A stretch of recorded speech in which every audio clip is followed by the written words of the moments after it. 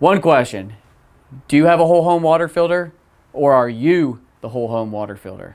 So in the state of Florida, everybody needs a water filter. Our water is very hard. There's lots of things inside of our water that attacks our plumbing system. So there's two leading things that destroy our water, and that's going to be the chloramines, that is a byproduct of the chlorine and ammonia. And the second part is going to be the mineral damage. And the way to solve that problem is by installing a filtration system of some kind. It's going to protect their plumbing system, it's going to protect their hot water heater, and it's going to give them good and tasting drinking water.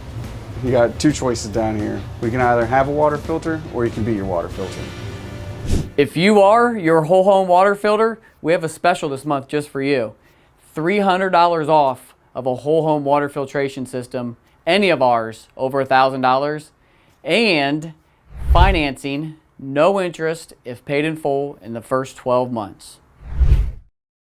Plumbing Nerds, smarter plumbing solutions.